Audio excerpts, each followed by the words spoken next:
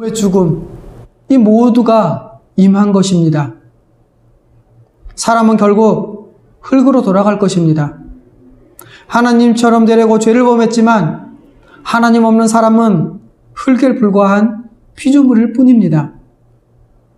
여러분, 죽음은 하나님과의 관계가 끊어진 것이고 하나님 나라의 모든 복을 잃어버린 것입니다.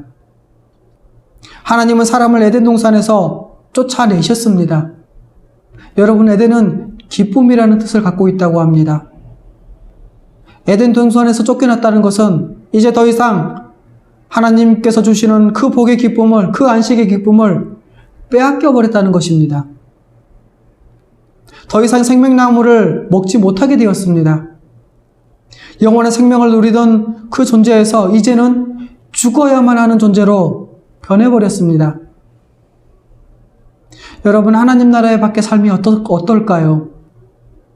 그런 삶이 어떤 것인지 지금 우리가 이 세상에서 절절히 겪고 있지 않습니까?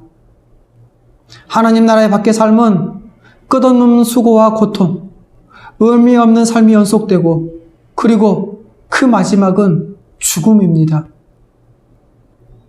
여러분, 우리가 죽는다는 것은 우리가 본질상 죄인이라는 증거입니다. 하나님 나라에서 쫓겨난 인간은 이제 복과 안식을 상실하고 무의미한, 의미 없는 그 삶을 계속 살아가고 그 무의미한 삶을 살아가면서 여전히 고통을 겪고 또 죽음을 기다리며 살아갑니다. 말씀을 정리하겠습니다.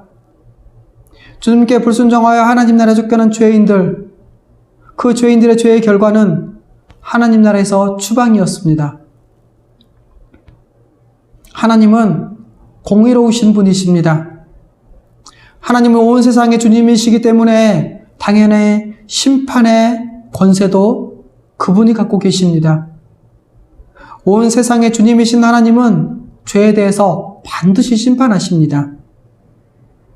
하나님은 사람이 주님이신 하나님의 뜻에 불순종했기 때문에 심판하시고 그에 합당한 저주를 내리셨습니다. 공의로우신 하나님은 각각 그 죄악된 행위를 밝히시고 그 죄에 따라서 벌을 선고하셨습니다. 지금 우리가 겪고 있는 모든 고통들은 바로 우리가 범죄한 결과이기도 합니다. 그러므로 우리는 반드시 기억해야 합니다.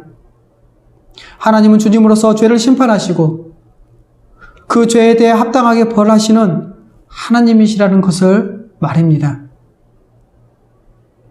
죄로 인한 심판의 결과는 아주 비참했습니다.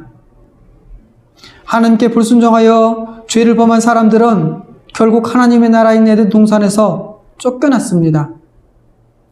하나님이 사람에게 주셨던 안식의 복을 빼앗겨 버렸습니다.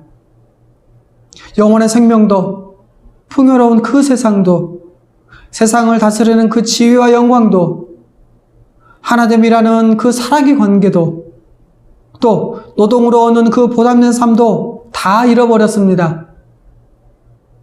하나님이 주님 되심을 거부하고 자기가 하나님이 되어 주인 행세를 하려고 했던 그것 때문에 심판을 받은 것입니다.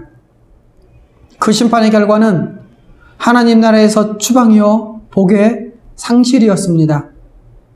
그런데 우리 주 하나님께서 우리 주 예수 그리스도를 통해서 우리를 이 죄의 비참함에서 구원하셨습니다. 그리스도 안에서 한 몸 되어 서로 사랑하며 살아가는 교회를 우리에게 주셨습니다. 그리고 교회를 통해 하나님 나라의 복된 그 삶을 맛보고 주님의 재림을 기다리며 그 천국을 소망하게 하셨습니다. 하나님께 불순종한 것은 가장 큰 죄입니다. 여러분, 하나님은 만유의 주님이십니다. 그러므로 피조물인 사람은 반드시 그분 앞에 엎드리고 순종해야 합니다. 그래야 비로소 참된 안식의 복을 누릴 수 있습니다. 죄 중에서 가장 큰 죄는 하나님을 주님으로 인정하지 않고 불순종하며 자기 마음대로 사는 것입니다. 그것이 가장 큰 죄입니다. 하나님의 주님 되심을 부정하는 것, 그것을 하나님은 결코 용납하지 않으시고 반드시 심판하실 것입니다. 지금 이 세상의 모든 고통과 죽음은 다 사람의 범죄와 그에 대한 심판의 결과입니다. 하나님이 심판이 있다고 생각한다면 우리는 하나님을 두려워하며 순종하는 삶을 살 것입니다. 하지만 하나님의 심판이 없다고 생각한다면 자기 마음대로 살아갈 것입니다. 지금 우리는 어떻게 살아가고 있습니까? 여전히 내 마음대로 살고 있습니까? 아니면 순종의 삶을 살고 있습니까? 우리가 하나님께 순종하며 살고자 하더라도 사탄은 항상 우리를 미혹할 것입니다. 그러므로 우리는 우리 마음속에 이 죄의 씨앗이 움틀 때 단호하게 막아내야 합니다. 하나님에 대한 그 잘못된 생각은 우리의 신앙과 우리의 인생을 무너뜨립니다. 하나님에 대해서 또 하나님의 역사에 관해서 오해와 의심이 생깁니까? 불평과 원망이 생깁니까? 두려움과 욕망들이 생깁니까? 이런 것들이 생긴다면 반드시 싸워내야 합니다. 자기의 생각과 상황 판단이 자기에게서 온 것인지 아니면 하나님에 대한 거룩한 지식에서 온 것인지 우리는 늘 생각하고 깨어서 분별해야 할 것입니다. 주님이 우리와 함께 하십니다. 기도하겠습니다.